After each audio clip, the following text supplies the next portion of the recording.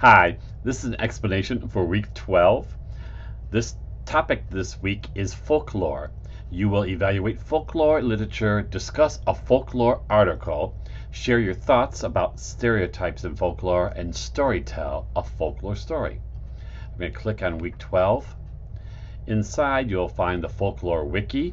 You're going to post your folklore literature evaluation and your storytelling video in this wiki. You may comment on my video or any one other of your colleagues' videos. So the first activity this week is to find a folktale book to read for your self-selected reading log library. If you haven't read one already for your library, if you have read one already, then use that one to complete the following and post it in the folklore wiki. Provide the title, author of the book, and a short summary. Identify the type of folklore that the book is based on, the information provided in the PowerPoint slides in Chapter 5. Evaluate the book using the handout entitled Evaluating Folklore and discuss whether you think this piece of folklore is authentic to the culture. Provide a rationale for your reasoning. This is the PowerPoint for your folklore. This is the handout Evaluating Traditional Literature Folklore.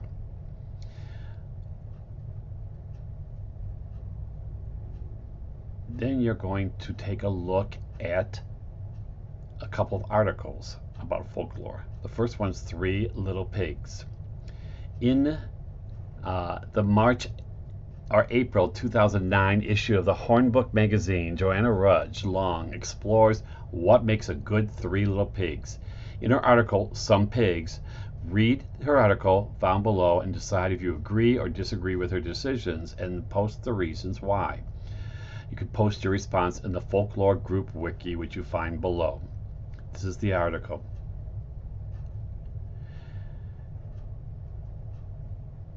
In the third activity, Stereotypes in Folktales, folktales, especially the Western European fairy tales such as Cinderella and Snow White, have been criticized for having sexist stereotypes.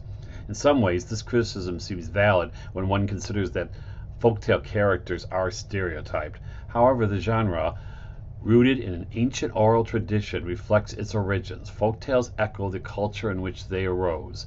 This presents an interesting dilemma. Are the stereotypes present in folktales, such as the beautiful, kind, and helpless princess, bad? Will they damage today's children's concepts of gender-appropriate behavior? Can one story be that powerful, or is it collections of stories that we have to consider? I want you to post this in your group Folklore Wiki too and discuss that with your group. Last but not least, you're to share a folklore story by telling the story in a video of yourself sharing the story with us. Please use the storytelling tips found below. I have created a video of me sharing a story. Post your work in the Folklore Wiki and post a comment using one idea from the tips as a point of evaluation for me and one other colleague. And don't forget, this is not reading a story. You're not reading the story to us.